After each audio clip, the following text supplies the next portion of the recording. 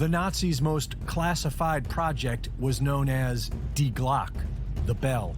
Secret documents found years later reveal that the bell was a new kind of exotic energy technology that could affect time and defy gravity.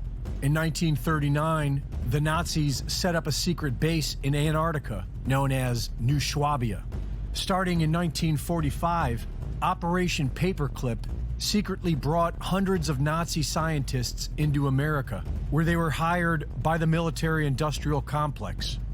In 1946, Admiral Richard Byrd led a military expedition known as Operation High Jump to seek out Nazi base New Swabia and other Antarctica bases. On his way back to the U.S., Admiral Byrd told Chilean newspaper El Mercurio that in the event of a new war, the U.S. would be facing military craft that can fly from one pole to the other with incredible speed. In 1959, a dozen nations signed the Antarctic Treaty, making it illegal for anyone to travel south of the 60th parallel without government permission. Since then, curious videos have circulated that show what appear to be Nazi UFOs.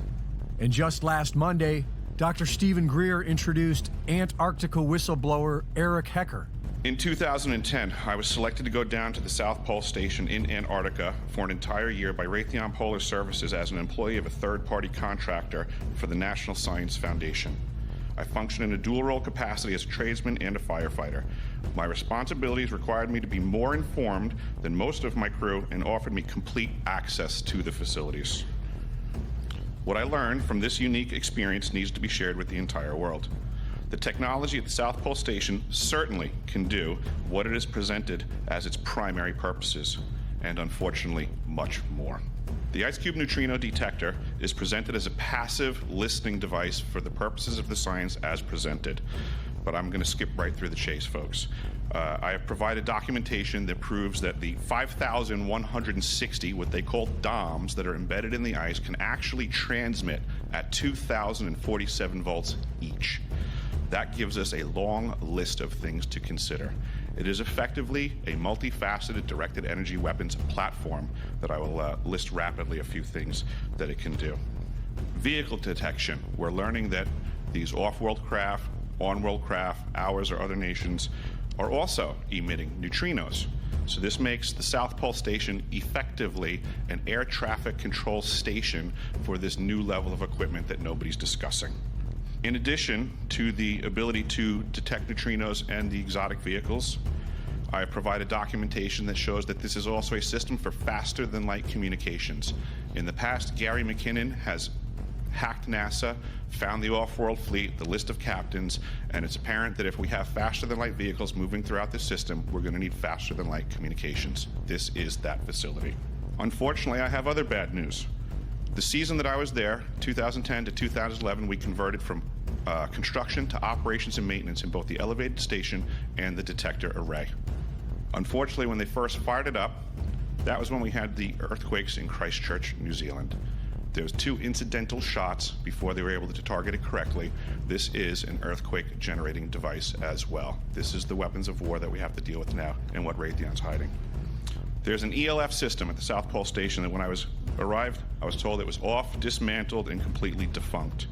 In my work, I will rapidly just tell you, I had to figure out the circuitry for certain other repairs, and I found that this system is in fact completely energized, up and running, and being utilized with the other systems for nefarious purposes as well. The Atmospheric Research Observatory is in what we call the clean air sector. I witnessed myself a very powerful green laser shooting out of the top of this facility into the cosmos. This, I believe, is a secondary form of long-range communications and or a defense system. A question of power comes into play for all of these facilities that are present. I assure you, I knew what was going on, I knew the load demands of the facility, and all of these new items exceed the demand for the systems that I was presented.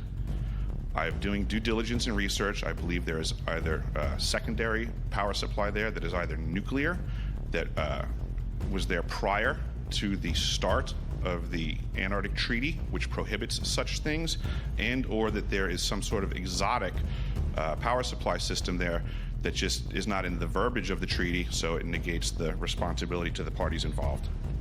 Reporting for InfoWars, this is Greg Reese.